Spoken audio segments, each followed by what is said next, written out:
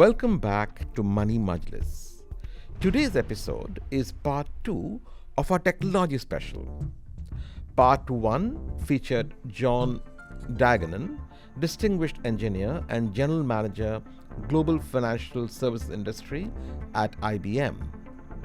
In part 2 today, we will speak to the Global CEO of IBM, Dr. Arvind Krishna. But before we go into that exciting conversation with an iconic tech titan, here is a short commercial break.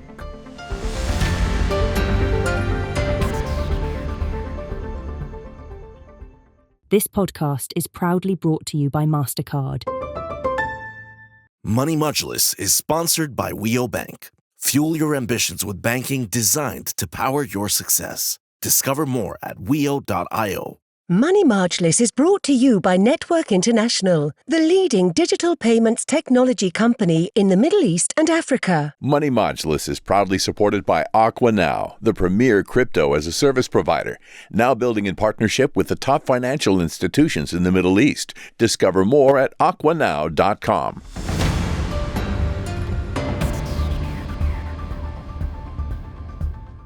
In Money Majlis today, we are in conversation with none other than Dr. Arvind Krishna, the Chairman and Chief Executive Officer of IBM, the true blue company.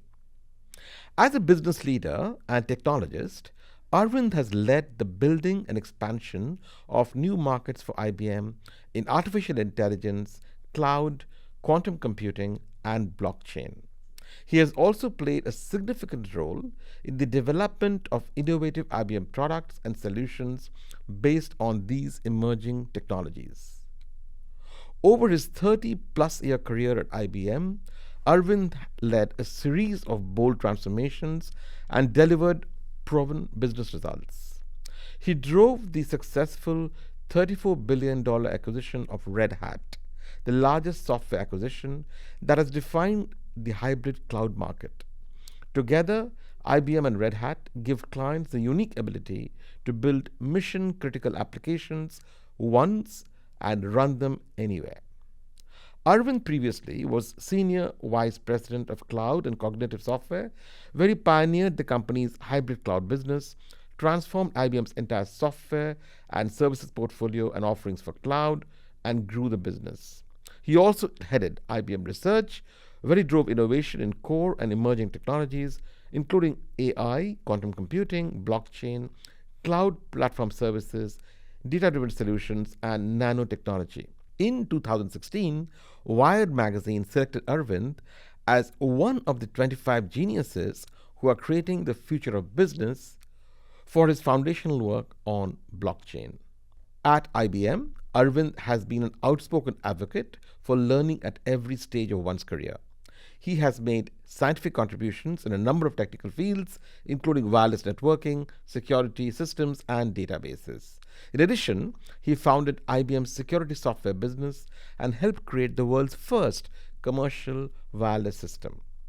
Arvind is a member of the board of directors of the New York Federal Reserve Bank, and he serves on the board of directors of Northrop Grumman and the U.S.-India Strategic Partnership Forum. Arvind has an undergraduate degree from the Indian Institute of Technology, Kanpur, and a PhD from the University of Illinois at Urbana-Champaign. He is the recipient of Distinguished Alumni Awards from both institutions. I have known Arvind professionally for over 15 years now and get an opportunity to catch up with him every time he visits Dubai. And every time, it's an amazing learning experience for me with a leader who is as humble as he is visionary. Today, Arvind is talking to us from the beautiful new IBM office in Madison Avenue, New York. Arvind, long time no see. How have you been? Suvo, it's great. And it's great to talk to you. Such an exciting time in the Middle East and the world in technology. Let me start by congratulating you, Arvind, for IBM's stock price. IBM share price is now at its highest ever at around US $234 when I last checked, up more than double from the circa $102 in April 2020 when he took over as the CEO of the company. IBM's market cap has obviously gone through a similar trajectory from being below $100 billion 4 years back to over $220 billion now. Congratulations. And a phenomenal story by any measure. Arvind, how have you been able to make this happen? Is this the result of your three-pronged strategy on hybrid cloud, AI, and quantum computing? And is this the beginning, in fact, of a journey to a US dollar 1 trillion market cap under your watch? Look, Suvo, I got to channel a stalwart in investment. I think Benjamin Graham said this. In the short term, the stock market is a popularity contest, but in the long term, it's a weighing machine. I very much believe that it's a weighing machine, so it's the fundamentals. So certainly the what we do, which you pointed out, whether it's hybrid cloud, AI, quantum, is a big piece of it. But equally important is the talent in the company, as well as the culture in terms of we really believe that we have to be committed to our clients' success along the areas you pointed out. And as our clients have come to believe that more and more, then they trust us more and they do their incredibly transformational journeys and technology with us. Bringing that all together, changing how we interact with clients, partnering, all of it is working towards that. Do I believe we're at the beginning of the journey? Yes, I do believe we're at the beginning of a journey. I'm not going to put any predictions out there, but we've doubled in the last 4 or 5 years. What's the period in which we can do that again? And again is the question you're asking. And while we remain optimistic and aspirational, but we're doing a lot of hard work to try and make that more true than not true. Wonderful. We look forward to that milestone being achieved, Arvind, under your watch. Let me move to my next question. IBM is famed for its many business transformations over its 110-year history in the fast-moving technology world. Starting from punch card-based tabulating machines in the 1930s, assisting the Apollo lunar mission in the 1970s, to being the sun, moon, and stars of the computing industry in the 1980s and 90s, IBM has solved some of the world's biggest problems. My question to you is, what is the big world problem that IBM is solving today? And how does a global giant like IBM reinvent itself successfully every few decades? Something that companies like Kodak or Xerox or Netscape fail to do. What do you at IBM do differently? So, Subo, let's talk about the second part first. Let me also point out, technology moves fast. About every decade for the last 50 years, technology has moved. We have not actually successfully navigated every one of those, but we have navigated more than half of those very successfully, maybe contributed to some of them. I go back, let's start with the mainframe. That really brought, I think, computing and the microprocessor to everybody. Wonderful transition, was 20 years of a wonderful trajectory. You pointed to that, sun, moon, and stars. I'll just say, maybe in the 80s, IBM had an incredible market share. We would love to get back to those days. Now, as it transitioned into what I call distributed computing or a PC on every desktop, we saw it. The IBM PC is legendary. The name is IBM PC. However, I would tell you that that's a transition we navigated badly because we didn't see that distributed computing will become as important as the mainframe. So we were late to that game, but we caught up a little bit with Unix. But let me acknowledge it was late to the game. Internet came along. Okay, to give a lot of credit to Lou Gerstner, he saw the business opportunity, created e-business, great public cloud, not a great navigation. So then you come along, but luckily it's big enough and long enough, and AI, you can take advantage of that era, and now embracing AI. So I also want to acknowledge, sometimes you stumble. One stumble, you can recover. There's many, many others in the industry, but if you stumble on distribution models, on technology, more than, if you put two of those together, it's really, really hard to recover. So the culture becomes, don't be afraid of cannibalizing your own business. You got to make sure, focus on what has immense value to a client. Don't get hung up on, we only do this product, and I got to defend that product at all costs. If there is incredible value to a client in deploying technologies, stay focused on that, then go focus on what that means, whether that's inventing your own, whether that's what kind of acquisition you want to do, which kind of partner do you want to have. So stay focused on deploying technology to a client's benefit. Mm-hmm. Got it. Look, so let's take one example right now. You said, what are the really hard problems? I think that there's two. One is going to sound really mundane. Every operator out there will love it, but I'll acknowledge in your audience, many will say, what the hell is he talking about? As you know from running a bank, 70, 80, sometimes even 90% of your technology resources get consumed in running what's already there. Mm-hmm. I really believe we need to take a big blow and take that way down. It should become less than half the total investment. That means you got to invent. It's really a recursive use of artificial intelligence and automation to how do you run IT itself. That's a really hard problem we are working on. By the way, I think that was the big success of the mainframe in the 70s, that you could take what was a sprawl of technology and make it much, much easier to run. I think we got to do that now for the span across public cloud, private cloud, sovereignty, data centers. You got to do it there. Mundane, many of the audience, I'll acknowledge, will not resonate with it. Every operator will love it, because if you free up half the tech budget, that's a big, big problem to be solved. The one that everybody will resonate with is the bet we're making on quantum computing. There are so many problems in the world. Risk. We all talk about these black swan events. Can we do a better real-time evaluation of risk? Can I invent better fertilizers that take less energy so we can grow food everywhere? These are problems that I think quantum computing will help solve for us, including portions of the energy transition, and do it with requiring less capital and less energy. If we can do all that, that'll make for another 50 years of a massive transition that is additive. It's not going to replace a lot of current computing, but it will be additive. So two, that I'm very, very excited to be at the forefront in both, but one is on its way, and the other probably still has maybe 5-6 years to go before we see the fruits of it. You talked about quantum computing there, Arvind. Last week, in fact, you launched a quantum data center in Europe. Congratulations. You have been quoted as saying that quantum computing will reach the point of S-curve inflection in the next 3 to 5 years and will then accelerate rapidly, with use cases emerging across the fields of finance, materials, healthcare, ESG, etc. However, this might result in possibly increased cybersecurity issues, since current encryption levels are not strong enough to withstand the new technology. So I have two questions. A, what in your mind is the most imminent use of quantum computing? What is coming tomorrow, next month, next year?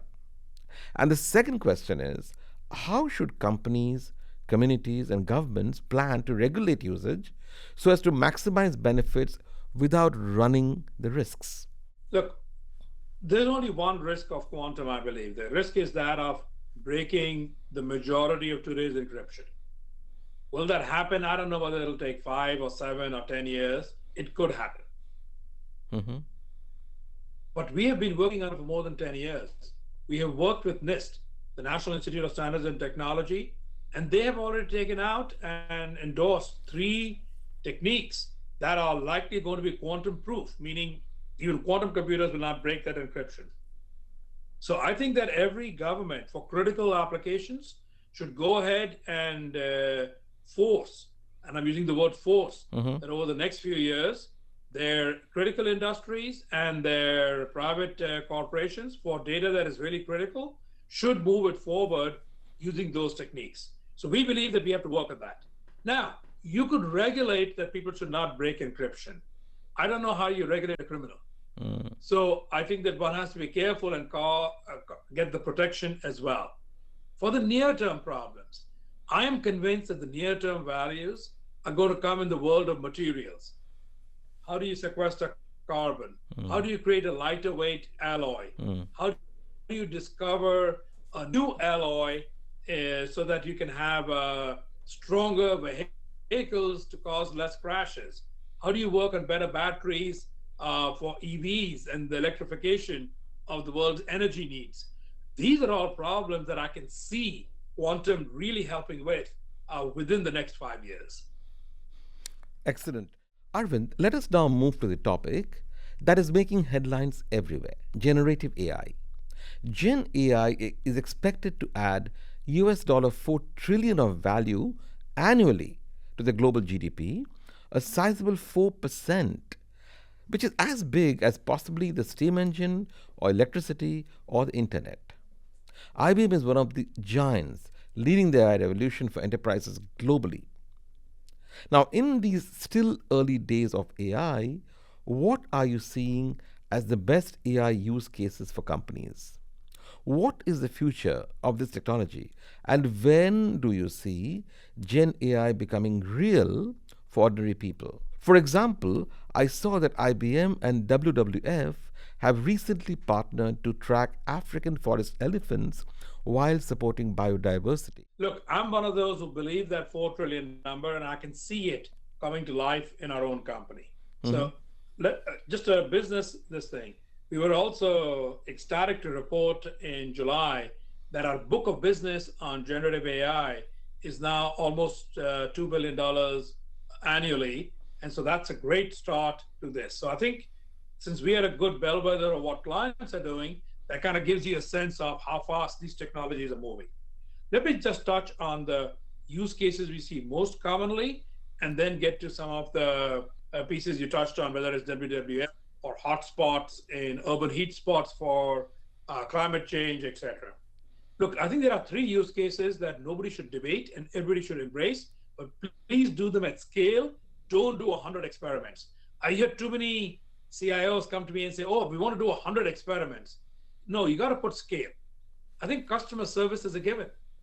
I mean, to be able to, you don't have to replace a customer service agent, but you can make them much more productive and have a much better answer for the client by having a Gen AI agent kind of listen in, do things, say, transcribe all prior emails or voice calls, and sort of really give the answer up for somebody to serve. I think that these in customer service are a given. I think anybody who doesn't take advantage of them will be disadvantaged compared to their competition. Second, programming. You're hearing it across the board. Everybody agrees. We can debate will it be 10% or 30% more productive. It's again not going to replace, but if you can get your programmers to be more productive, then you can get more tech done, which means you can have more products, you can move faster, you can actually take care of all that tech debt. These 2 are a given. The third, here's a simple intuition. We've all been using numerical AI for a long time, but numerical AI means structured numerical data only. But if I can read something, I don't need to make it structured and numerical. So if you think about something that can read, and it's not quite true, but let's call it understand, at least at a basic level. Now you can begin to do things like, oh, I can read the contract and see whether it has all the terms that I wanted. I can summarize a contract. I can help with procurement. I can make sure that the invoice I get matches what I thought I had procured. I can look at an invoice and make sure that somewhere else I actually have received the good or the service against that invoice. If you can read, you're going to be able to make those processes much more productive. So I would call the third one is looking at deploying Gen AI across enterprise processes or digital labor. Some people have begun to use that word. These 3, I see big and clear, and probably these 3 itself adds up almost to the $4 trillion of productivity that you have just talked about. I think these are really, really exciting. Now, problems, whether it's looking at urban heat spots, something that we love doing with the government of Abu Dhabi. If you can begin to understand, then you can say, what should I do on that day? Should I shut down any industry which creates emissions if the temperatures are crossing 50 degrees? Because we know that if you can shut those down, maybe the temperature will drop by a degree or 2. Can we look at satellite imagery and drone imagery and get a much better sense of what is a wildlife population? That helps then the rangers in the countries manage that population much better, because using those tools, they can go much further than a ranger on the ground can go. So you really augment and direct the resource, which is expensive and scarce, the human, to where they're most effective. So we really like working on all these problems. And I take a lot of pride that we are doing the work with NASA on also building a large language model for climate change, taking advantage of historical data that NASA has collected. Again, these are areas where Gen AI can go much further than past generations of AI or structured numerical data alone. Got it. My next question, Arvind, is about IBM's work culture. IBM has always been reputed to have a great work culture. Over 80% of your workforce say that they felt engaged at work with good work life balance and being part of a diverse and inclusive team. Many of your staff are IBM lifers, you included. You bleed blue, as you have said elsewhere. What does it take for an organization, Arvind, to build and sustain such a culture? Yeah. So, Suvo, we draw talent from all over the world, 260,000 people. We are incredibly lucky. We have almost 5 million people who have applied to IBM who kind of sit in our database of people who would like to work here. So kudos to actually the team who makes all of that happen. Why does this work? So part of it is you have to give people career opportunity. You have to give them skills so they can feel that they are progressing along what they are learning, how they can contribute. Like any company, you tend to get people who come in, who go out. I think we have to accept that. That's modern life. People come in, they spend 3, 5, 7 years. I'm extremely grateful to them for coming here and giving us their contributions for that amount of time. We're also lucky that we have almost a third of our people tend to stay here for much longer. I'll just draw the line at 15, more than 15 years. You pointed at me, I'm 34 years. Wow. But I look at myself and I think I'm a microcosm. I've done different things every few years. I came in as a researcher. I went to create a software business. I've done M&A. I've done massive transformations. I've learned semiconductors. That was not an area I knew in high school. So, you learn, you progress, you're allowed to make a career. And I think that is very, very useful. And that allows our people to thrive. Employees have to feel that they can grow. If they can grow, then they tend to stay with you. And as well, they want to come in. It also helps. We work with marquee clients. Yeah. I believe it ends with clients and it begins with clients. Working with these marquee clients also gives our employees a wonderful skill base that they can carry to wherever they go. I certainly hope they'll stay with us, but I also recognize more than half will not. Arvind, let's now move to your own career. You started your career in research and spent close to 19 years managing hundreds of PhDs before moving into management roles at IBM. I remember you telling me a few years back that you probably had the Guinness Book record of managing the largest number of PhDs anywhere in the world. You have over 15 patents to your credit. 15 patents in the fields of deep technology, such as communications, data processing, natural language processing, etc. You've been the editor of technical journals like the Institute of Electrical and Electronics Engineers or the Journal for Association of Computing Machinery. So these are very deeply technical things. Now, from a deeply technical area, doing research and filing patents, to running a big corporation today and addressing Wall Street every quarter as chairman and CEO, how easy has it been, Arvind, for you to make this shift? And a separate question, do you believe that it is better for technology companies to be headed by insiders who understand the nuts and bolts or the bits, bytes, and qubits of technology? So let's talk about the first part first. So a lot of deeply technical people have a lot of the hard skills that would be needed to run a corporation. They understand the numerics, they understand the technologies in this case, but finance is also a deeply deep subject. Ditto, there are many people there who could understand a piece of it, or maybe many pieces sort of very deep. So let's talk about the gap. The gap lies in communication skills. How do you have organizational motivational skills? Not the pure org structure part of it. You can draw upon other people to do that. So I think the gap is, do you enjoy doing those things? Can you learn to make that something that you actually take pleasure from? How do you communicate? How do you talk? How can you take a very complex idea and simplify it? In our case, we have 200,000 people, but it doesn't matter whether it's 150. Even 150 people are not going to sit down and spend hours trying to dissect a very, very complex communication. You have to make it in such a way that people then understand what to do and are then able to make that happen. That's a really important part. Many technologists like to do that. Unfortunately, there's a larger number who don't, who kind of think that's somebody else's job. Well, it can't be, because who are you going to convey it to who can then in turn convey it? You've also got to motivate people. How do you motivate a team to want to work with a client who's unhappy? How do you motivate a team to want to work with a client where it might take you a year or two to break in? How do you motivate a team to do much more than they might want to get done? So you've got to think through those pieces. And then all the parts you talk about running a large enterprise, as you have done, Suvo, come into play. Okay, you want to motivate a team. What should the compensation be? You want to motivate a team. What kind of incentives do you want to put? How do you then get to the market? You talked about talking to Wall Street and the markets. Well, investors want to have confidence in the company. So what do you convey to them? Why are you differentiated? You got to think about what is their lens. Too many technologists think about their own lens. This is what I'm doing. It's really groundbreaking. No. I can think about those things. It allows you to make that transition, still drawing upon your sources of deep strength, which you kind of had. In my case, I think I'm a technologist at my core. But as a corporate leader, I've got to think about what is the value of that technology to my audience, whether it's a client or an investor or an employee or a partner. And that, I think, allows one to sort of make that transition.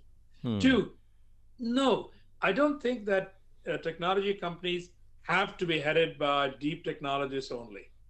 But whoever is on top has to deeply be curious and has to want to know what is hard about the technology, what is easy, what is accessible, and you have to build that intuition. You can get it because of your college, whether undergraduate or graduate training, or you can get it because you're curious and have learned it. But I think that's essential. The days when you can run it as just as a manager, as a portfolio manager, are over. You have to have some intuition about what is accessible, and is this the right moment for a technology to sort of be invested in very heavily to go to market. I think that's actually maybe the subtle difference between the past and today. So, Arvind, on that point, isn't it true that all companies today, to a large or smaller extent, a bank or a media company or a manufacturing concern, at the end of the day, is a technology company. So, CEOs of these corporations need to understand technology like never before, right? You can't be a journalist who's done, I don't know, English literature and art, and then come run a company not understanding the technology. What's your comment on that? So I actually don't think it matters. There's a wonderful colleague of mine who studied ancient languages, albeit at Oxford. But I think he's a wonderful technology leader. But this is how he turns his original into something that helps in technology. He says, having studied the ancient languages, there's a grammar, there's a structure. Okay, I'm curious enough. I'm going to spend 3 months languages so that I have an idea what all the people here are doing on behalf of our clients. It's not like a whole 15 years he's done, but 3 months. That gave him a great sense, but he tied those languages back to his knowledge of ancient Greek and Latin, because those are also very structured, very, very grammatically correct languages. So you see how you took what you had, you kind of helped to bridge it a little bit. Now that gave him intuition of what is hard, what is easy for the people. They actually had a lot more respect for him because he had at least spent some time learning what they all do. And so you can transition. So I put aside what you do. But I go back to, you've got to understand that IT or technology, in all the examples you laid, look, for a bank, yes, technology is important, but so is risk. So is understanding client segmentation. So is understanding who else in the market and what is the particular niche you're going to have. You got to understand regulations. You got to understand sovereignty. All these things, just to take a bank, that in the bank's case are as important as technology. They're not actually less important. Now, for a technology company, technology is far more important than those other aspects. They're there, but you could actually maybe depend upon others. In a bank, you could have taken any of the vectors I described, and that is the deep strength of the leader, but they've got to be curious on all the other dimensions as well. I think that this is, leaders now have to be a broad swath across a bunch of areas, and one or two areas where they're very deep, but you're not going to be deep in more than a couple of the areas. But you got to be curious enough to understand at a visceral level, what is the impact of this technology on us, and is it now or is it later? Do I need to overinvest in it, or actually I should pause? I know everybody's running after it. I call it sometimes technology is also like the fashion industry. Yep. Everybody runs towards something. Some of those work out. Not all of those actually add value. So I would recommend to people to get a better sense of are they ready to add value right now. Excellent. Arvind, my final question. I believe that outside the world of technology, you are passionate about wildlife and nature. I am told by a reliable source that in your teenage years, you had pets that included dogs, a cheetah, and a bear cub. At your home today in the US, I believe you are very proud of the roses that you grow in your garden. Can you tell us about how you unwind and de-stress from your high-pressure role at work? You got very good sources, Suvo. So yes, the audience may wonder, is Suvo making it up? No, it's true. We did have a cheetah and a bear till they became a certain size. So let's say for a few months at home, and they were treated as pets. Look, I de-stress a lot. I tend to say you can work one side really early. So if I have to, I'll get it going at 4 or 5 in the morning. Then at 7 or 8, you got to call it quits. And I try to de-stress either by trying to read something in a field that is distinct from what I'm actually doing right then. So typically not in technology, maybe history, maybe a biography, something like that. Maybe geology and climate change, just to get a sense of something that is dense, and that takes my mind off, and it allows me to sort of reset and be able to sleep that night. The other thing you said, roses. I love gardening because gardening is not necessarily long-term, but within a few months, you can see the outcome of something. And I know people don't like this. I really believe to everybody, you need to get your hands dirty, and you need to work in something that is not going to just listen to you. So get your hands dirty, see the outcome of what you do, and do it yourself, not just direct people. Yes, I agree, I direct a lot of people, but I also like to make sure that my hands are in it, as I kind of say. The dignity of labor, you should work with your hands on doing something to make sure that you understand how hard or easy it is. Well said, Arvind, well said. Dr. Arvind Krishna, thank you so very much for sparing time from your incredibly busy schedule to make time for Money Majlis. I look forward to seeing you in Dubai soon, hopefully for the World Government Summit in early 2025. Arvind, I wish you the very best in taking IBM fast forward to an even more exciting future. All the best. Look forward to it, Suvo. And yes, I'll be there at WGS. Thank you. Look forward. Thank you. Have a very good day, Arvind. This podcast is proudly brought to you by MasterCard. Money Majlis is sponsored by Weo Bank. Fuel your ambitions with banking designed to power your success. Discover more at weo.io. Money Majlis is brought to you by Network International, the leading digital payments technology company in the Middle East and Africa. Money Majlis is proudly supported by Now, the premier crypto-as-a-service provider, now building in partnership with the top financial institutions in the Middle East. Discover more at aquanow.com. That's it for this technology special episode of Money Majlis. I hope you enjoyed my conversation with John Duigenan of IBM during the last episode and with Dr. Arvind Krishna of IBM in this episode. I enjoyed every minute of both conversations and learned so much from them. I hope you did too. I hope to bring you more such interesting conversations with business leaders from the region and from across the world on Money Majlis. So keep listening and keep sharing. Till next time, goodbye and ma salama. Stay well and do good.